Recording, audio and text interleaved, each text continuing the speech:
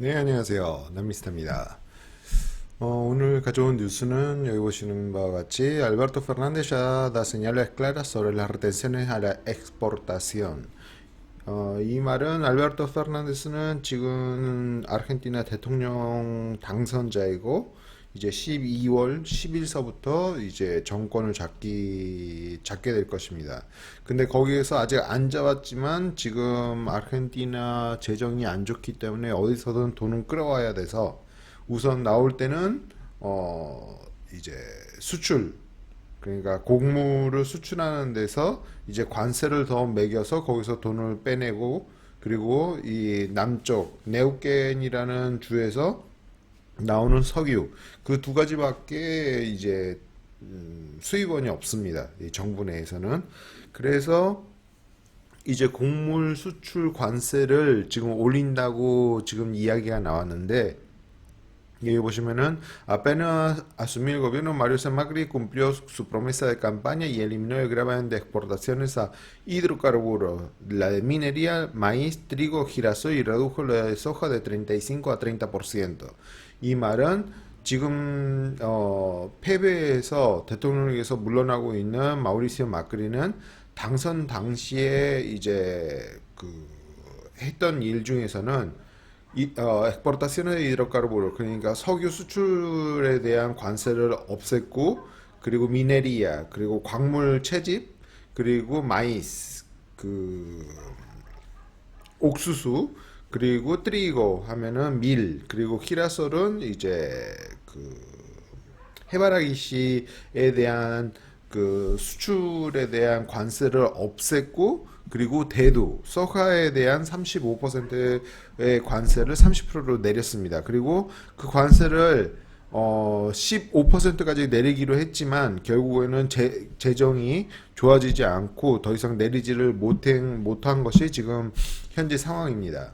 그러면 과연 이 나라 재정이 안 좋아서 이 관세를 올리게 되면은 결국에는 어떻게 되는지를 약간 생각해 볼 필요가 있다고 해서 오늘 주제를 준비했는데요. 대체로 곡물들은 굉장히 전 세계적으로 풍작이 나는지 아니면은 흉년이 드는지에 따라 갖고 가격이 굉장히 이제 출렁이게 됩니다. 그러면은 만약에 지금 현재 시점에서 이제 과거 5년 차트를 보게 되면은 현재는 톤당 이제 381달러 정도 되는데 380 382 그 정도 달러가 지금 현재 시세입니다. 그치만 여기 보시는 바와 같이 가격은 한 440달러 이상 450, 60달러까지 찍었다가 내려왔다가 올라갔다가 하는 그런 그래프를 볼 수 있는데요.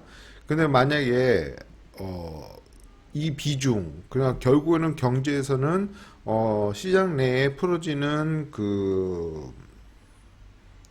이거는 그 대두 차트니까요. 대두의 양이 줄어들면 어쩔 수 없이 가격은 올라가게 돼 있죠. 풍년이 되면은 딴 곳에서 관세를 올려오고 여기에서 수출하는 게 훨씬 더 비싸게 된다 그래서 하면은 그쪽에 가격이 떨어지겠지만 만약에 시장 내에서의 생산되는 양이 떨어지게 되면 가격은 되려 올라가게 됩니다. 그래서 이 전 세계에 대두를 생산하는 최고 나라들을 보면은 첫 번째는 이제 미국입니다. 두 번째는 브라질이고 세 번째는 아르헨티나입니다. 그러면 아르헨티나가 전 세계에 거의 20%를 생산하는 국가인데 이 생산하는 국가에서 만약에 관세를 올리게 되면은 관세를 올리고 이 다른 나라들에서 만약에 풍년이 아니라 흉년이 들면은 결국은 대두의 그 가격은 국제 가격은 굉장히 뛰게 되겠죠. 그러니까 이러한 리스크를 한번 생각해 볼 필요가 있다는 말씀을 드리고 싶은 것이고, 그러면 도대체 그 대두는 어디다가 쓰길래 이 가격이 우리 현 실물 경제에 임팩트가 될 수 있는지를 생각을 해보면은 대두는 바이오디젤, 그리고 그 바이오디셀을 축출해내고 나서 나머지는 이제 사료로 사용을 할 수가 있습니다. 그리고 오일, 그러니까 식용유를 갖다 거기서 축출해낼 수도 있고요. 그러니까 이것은 이제 대도의 문제고, 또 다른 것은 이제 밀 가격이 되겠죠. 밀 가격도 보시는 바와 같이 굉장히 오르락날락하고, 이 관세를 너무 많이 높이 매기게 되면은 그것을 생산해내는 사람들은 이것을 내가 재배를 해서 가격이 이렇게 내려가서 마진이 없다 그러면은 그 다음 연도에는 그 곡물을 심지를 않습니다. 예, 다른 것으로 가게 되죠. 그러면 돈이 되는 곳으로 이제 몰리게 되면은 대체로 가는 게 대도예요. 그러면은 밀 생산량이 전 세계적으로 이제 내려가게 되고, 거기에다가 흉년이 겹치게 되면은 이제 폭등을 할 수 있게 됩니다.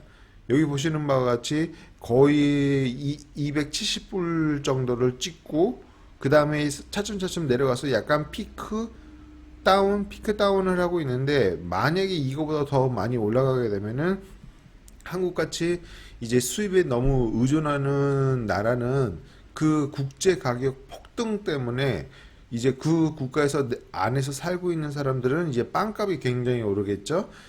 빵값이 오르고 뭐 그 국수값이 오르게 되면은 결국에는 그게 국내에 인플레이션에 영향을 줄 수 있다는 결과가 나오게 됩니다. 그렇다면은 전 세계에서 이제 밀을 생산하는 국가, 최고의 밀 생산 국가를 보시면은 러시아, 그 다음에 캐나다하고 이제 미국이 되겠죠. 그 다음에 이제 호주, 그 다음에 이 뭐랄까, 유럽 쪽에 있긴 한데, 유럽은 독단적으로는 그렇게 크지 않고, 우크라이나이 이제 16.5%, 아르헨티나는 14.2%입니다. 밀에 대해서는 대두처럼 그렇게 마켓시어가 크진 않지만, 전 세계에 생산되는 것의 14.2%의 가격 변동이 일어난다 그러면은 이제 문제가 생기죠. 그 다음에 이제 전 세계의 기후 변화 때문에 언제 흉작이 될지도 모르는 상황이기 때문에 결국에는 이제 가격에 베리에이션이 있을 수 있다는 것을 염두에 둬야지, 이제 갑자기 그런 문제에 직면했을 때 대처하는 게 훨씬 더 빠르다고 저는 개인적으로 생각을 합니다. 그리고 마지막으로는 결국 옥수수인데, 옥수수는 가격이 대비 적죠. 적으면은 당연히 이제 재배하는 면적이 낮아지겠죠. 근데 여기 보시는 바와 같이 그래프들이 이제 그 대두나 이제 밀에 대해서 밀 그래프하고는 약간 틀린데, 여기 보시는 바와 같이 가격이 굉장히 오르락날락 많이 했습니다. 거기 내에서 이제 정점을 찍었을 때가 약 192달러 정도 되는데요. 그럼 192달러고, 그 다음에 이것을 제일 많이 전 세계적으로 생산하는 국가들을 보시면은 미국이 첫 번째입니다. 그 다음이 아르헨티나, 그 다음이 브라질. 약간 이번 연도에 데이터가 없기 때문에 약간 이건 변동이 있을 수 있지만, 전 세계의 3플레이어를 보게 되면은 미국, 아르헨티나, 그리고 브라질이라고 보시면은 무리가 없을 것 같습니다. 근데 만약에 아르헨티나 내에서의 관세를 올려서 다음 내년부터 2020년부터 이 전 세계에 수급되는 20% 중에서 그 퍼센트지가 굉장히 낮아지게 되면은 이제 결국에는 이 가격이 상승할 수 있다는 것을 이제 생각해 볼 수 있습니다. 그렇다면은 도대체 한국은 무엇을 어디에서 가져오는 것을 생각해 보면은 그 리스크 매니지먼트를 좀 더 생각할 수 있다고 저는 개인적으로 생각해서 이 차트를 가져와 봤는데요. 어차피 이 차트는 좀 오래된 거예요. 2014년하고 2016년 데이터를 분석한 자료인데, 한국에서는 이제 주요 수출국으로 나온 데이터로는 22%가 이제 일본, 16%가 중국인데, 이 퍼센트지는 많이 바뀌었으라고 저는 개인적으로 생각하고, 이제 미국에는 11%, 에미라토스 아랍에 중동 국가에는 6% 이렇게 있는데, 그러면 도대체 뭐를 이렇게 수출하는지를 보면은 이제 가공된 식품, 그리고 면 종류, 그리고 무알콜 음료들, 그리고 프로덕토 데 파나데리 하면은 이제 그 빵 제조하는 데 필요한 자재들, 필레테 congelado de atún, 그 뭐라 그럴까, 참치캔, 그것을 이제 많이 수출한다고 지금 나와 있습니다. 이 데이터는요. 그렇다면 만약 이제 한국으로 수입해 들어오는 거, 한국은 땅 면적이 작고 재배할 면적도 작기 때문에 결국에는 여러 가지 물품을 해외에서 수입해 들어오는 나라잖아요. 보시는 바와 같이 미국이 30%를 차지합니다.